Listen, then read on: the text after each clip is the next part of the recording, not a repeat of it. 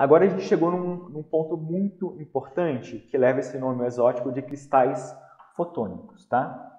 Esses cristais fotônicos, eles são responsáveis pelo que a gente chama dessas cores estruturais.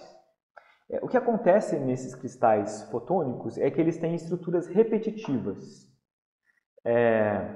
e que a dispersão da luz que a gente vai observar vai depender desse fenômeno de dispersão, desse fenômeno de interferência da luz, e essa repetição vai causar uma interferência específica para essa luz que chega, tá? Esses cristais fotônicos, eles podem ter 1, 2, 3 dimensões, tá? A gente vai estudar aqui os fenômenos de cristais fotônicos de 1 dimensão. Mas é muito comum ter mais de 1 dimensão. A diferença principal é que os cristais fotônicos de 1 dimensão, eles são mais dependentes do ângulo de visão. Então, o que a gente chama de iridescência, geralmente são cristais fotônicos de 1 dimensão, porque o que você vê, a cor que você vê, a intensidade que você vê, depende do ângulo de incidência ou do ângulo, se você quiser, do ângulo de observação dessa estrutura, certo?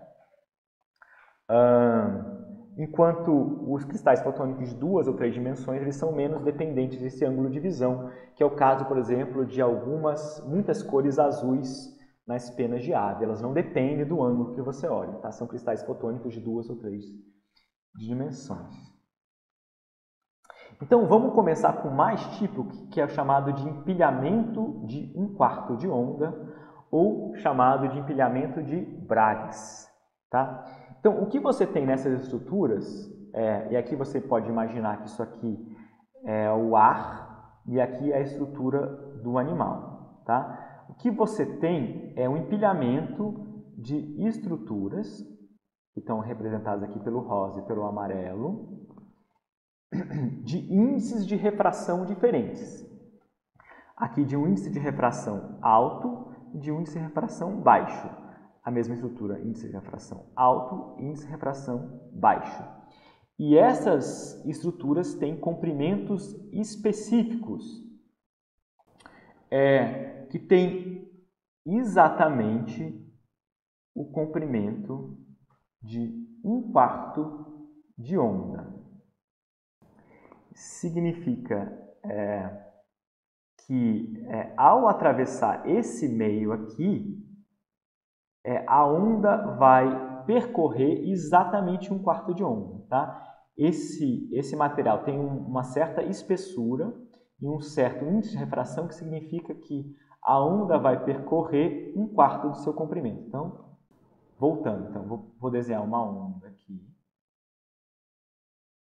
Isso aqui é um comprimento de onda, essa distância. Isso aqui é meio comprimento de onda. Isso aqui é 1/4 de comprimento de onda. Então, ao atravessar essa estrutura, a onda vai percorrer exatamente 1/4 do seu comprimento. E além disso, o que acontece é que quando você tem uma mudança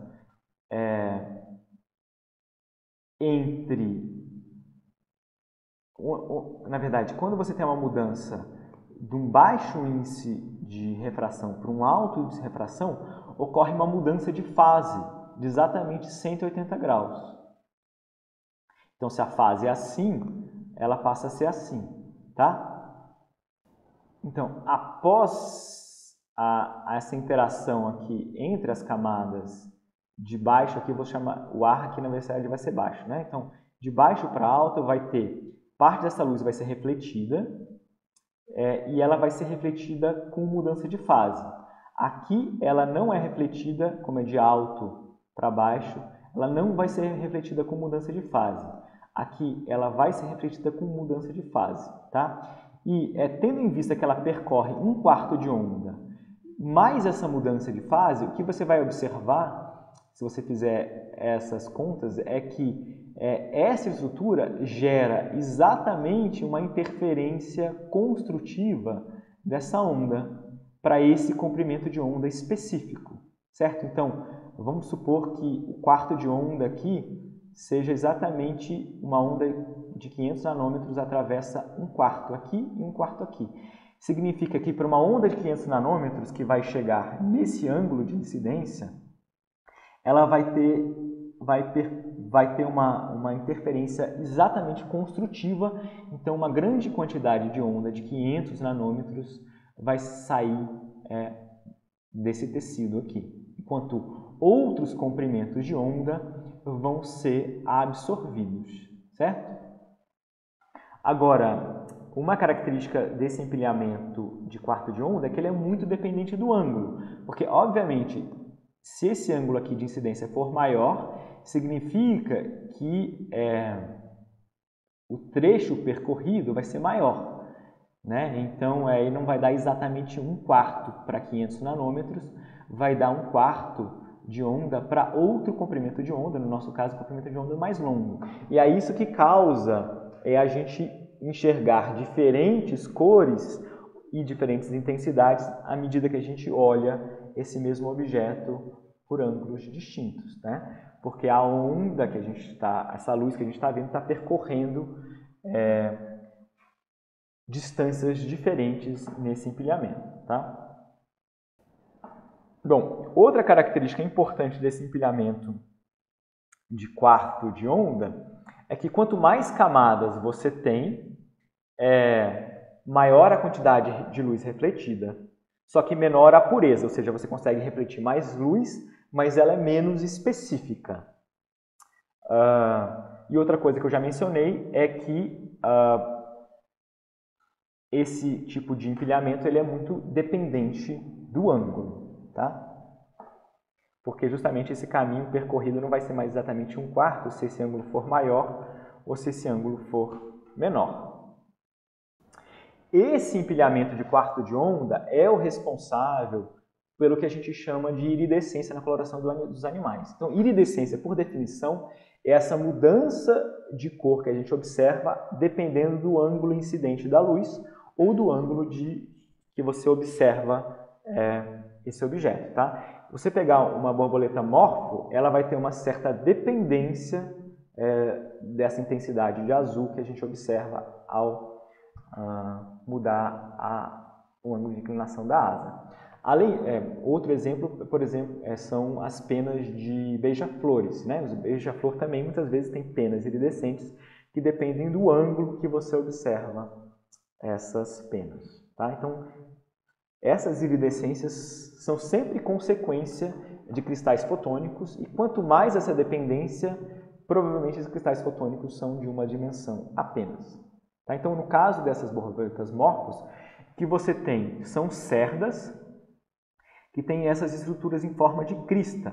E vocês podem ver aqui que você tem justamente um empilhamento, né? Esse empilhamento aqui é o empilhamento do índice de refração dessa cerda com o ar, né? A outra camada são o ar. E você pode ver que isso se repete de forma muito regular e é isso que vai dar a coloração dessa asa, dessa borboleta, tá? E são duas características principais que vão dar essa coloração, que são o comprimento, a largura dessa lamela, que é chamada dessa lamela, e também a largura dessa crista, que pode variar também. Essa crista pode ser mais larga ou menos larga, tá? Isso aqui não é exatamente um quarto de onda clássico, porque essas cristas formam tipo uma árvore de Natal, elas são assim. E também elas têm diferentes alturas, tá? Então, tanto essa característica de árvore de Natal quanto essas cristas terem diferentes alturas, na verdade, também gera um fenômeno de difração da luz que minimiza a dependência do ângulo. Tá? Então, elas são menos ângulo dependentes, a coloração, do que seria esperado por um quarto de onda puro, tá? Que é o que está representado nessa figura aqui. Então, isso aqui foi feito em laboratório, né? É uma estrutura de quarto de onda típica. Então, você vê azul nesse ângulo específico, mas com ângulos maiores, na verdade, a luz é absorvida e você vê preto, né?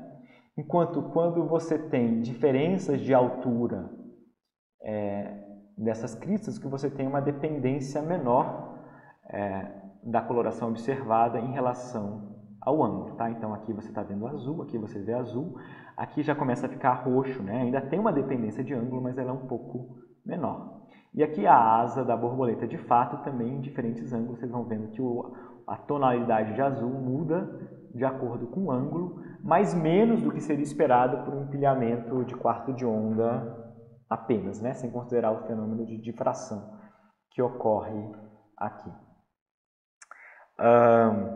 Tá? E aqui nesse gráfico, só para explicar o gráfico, então é a porcentagem de luz refletida, pode ser 0%, então toda a luz é absorvida, ou 100% toda a luz é refletida, por comprimento de onda, tá? Para diferentes tamanhos de lamela. Então dá para ver aqui, ó, que boa parte da luz refletida está na faixa de 400 a 500 nanômetros, que é o que a gente enxerga como azul.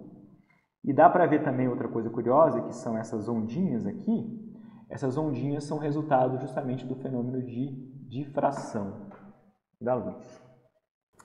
Bom, como eu mencionei já, nem sempre essas colorações estruturais são dependentes do ângulo. Então, por exemplo, na coloração dessa ave, o azul dessa ave aqui, ele não é dependente do ângulo, mas ele é um cristal fotônico, só que esse cristal fotônico são aqui uma camada que eles chamam de esponjosa, que é uma matriz de queratina com ar, tá? Mas o princípio é o mesmo. Essa luz aqui vai interagir com essa estrutura e vai ter uma série de fenômenos de interferência que vão favorecer a interferência construtiva para os comprimentos de onda aqui que a gente enxerga como azul.